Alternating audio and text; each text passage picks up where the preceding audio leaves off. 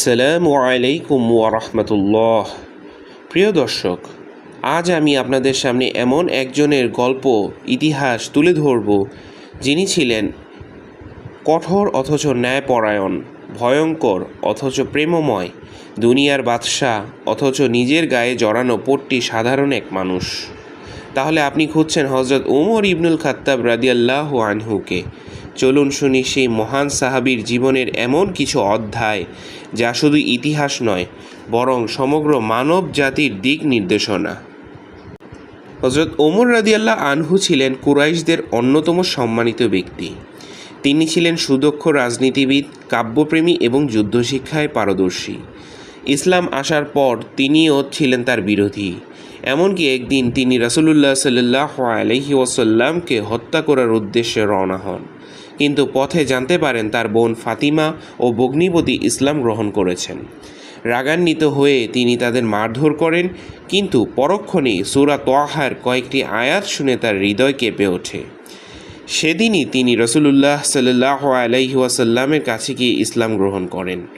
আর তখন মুসলমানরা আনন্দে তাকবীর দেন, কারণ ওমর রাদিয়াল্লাহু আনহু ছিলেন রক্ষাকারী হয়ে ওঠার যোগ্যতম ব্যক্তি।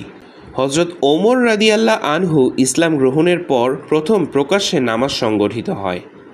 সাহাবীরা গোপনে ইবাদত করতেন, কিন্তু ওমর রাদিয়াল্লাহু আনহু কাবার সামনে দাঁড়িয়ে ঘোষণা দিলেন, আজ থেকে আমি ওমর আল্লাহর রাসূলের দ্বীনে আছি, কে আটকাবে? তিনিই প্রথম ব্যক্তি যিনি হিজরতের সময় মক্কায় ঘোষণা দিয়ে হিজরত করতেন। বলেছিলেন, যে চায় তার মাকে হারাক, তার স্ত্রী বিধবা হোক আর তার সন্তান অনাথ হোক, সে আমাকে আটকাতে আসুক। এমন সাহস, এমন ঈমান ওমর রাদিয়াল্লাহু আনহুর মধ্যেই খুঁজে পাওয়া যায়।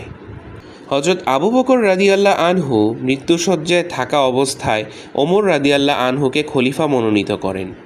তিনি দায়িত্ব নেওয়ার পর ইসলামের সীমান্ত ছড়িয়ে যায়, পারস্য সাম্রাজ্য ভেঙে পড়ে, বাইজেন্টাইনদের পরাজিত করে সিরিয়া ও মিশর অধিকার হয়, জেরুজালেম মুসলিমদের অধীনে আসে এবং খ্রিস্টান পাদ্রীরা চাবি তার হাতে তুলে দেয়। কিন্তু এই সমস্ত বিজয়ের মাঝেও ওমর রাদিয়াল্লাহু আনহু ছিলেন অতি সাধারণ। তিনি বলতেন, আমি এমন এক জাতি যাকে আল্লাহ ইসলাম দিয়ে সম্মানিত করেছেন। আমরা যদি ইসলাম ছাড়া অন্য কিছুতে সম্মান খুঁজি, আল্লাহ আমাদের লাঞ্ছিত করবেন। হযরত ওমর রাদিয়াল্লাহু আনহু এর খিলাফত ছিল ন্যায় বিচার ও মানবিকতার শ্রেষ্ঠ নমুনা। এক বৃদ্ধা খাদ্যের জন্য কাঁদছিলেন। ওমর রাদিয়াল্লাহু আনহু নিজে মাথায় করে সেই বৃদ্ধার জন্য খাদ্য নিয়ে গেছেন। রাতে ছদ্মবেশে ঘুরে দেখতেন কেউ অনাহারে আছে কিনা। এক মা খাদ্যের অভাবে সন্তানকে পাথর ফুটিয়ে ঘুম পাড়াচ্ছিলেন। ওমর রাদিয়াল্লাহু আনহু দুঃখে সেই রাতে কাঁদতে কাঁদতে কাটালেন। এক ব্যক্তি উঁচু গলায় ওমর রাদিয়াল্লাহু আনহুর সাথে কথা বলায় তিনি সেনা পাঠাতে চেয়েছিলেন। পরে বুঝতে পারলেন তার নিজেরই ভুল ছিল সেটা, এবং পরবর্তীতে সেই লোকের কাছে ক্ষমা চাইলেন।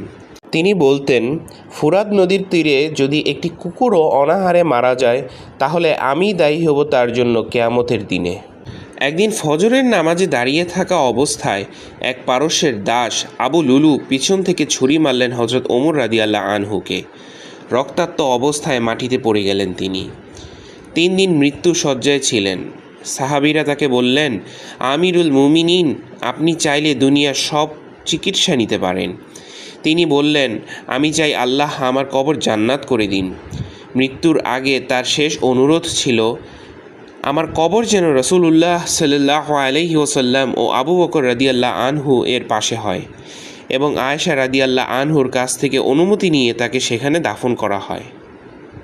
হযরত ওমর রাদিয়াল্লাহু আনহু ছিলেন এমন এক নেতা যিনি শাসন করতেন নতজানু হয়ে, যিনি কাঁদতেন উম্মতের জন্য, বিচার করতেন নিজের বিরুদ্ধে এবং আল্লাহকে ভয় করতেন অন্তরের গভীর থেকে। আজ আমরা যদি ওমরের মতো সাহস, সততা আর ন্যায়বোধ হৃদয়ে ধারণ করি, তবে আমাদের পরিবার, সমাজ, এমনকি পুরো জাতি বদলে যেতে পারে। এই ভিডিও যদি আপনার হৃদয় ছুঁয়ে যায় তাহলে শেয়ার করুন, আর এমন আরও কন্টেন্ট পেতে সাবস্ক্রাইব করুন বুখারীর আলো।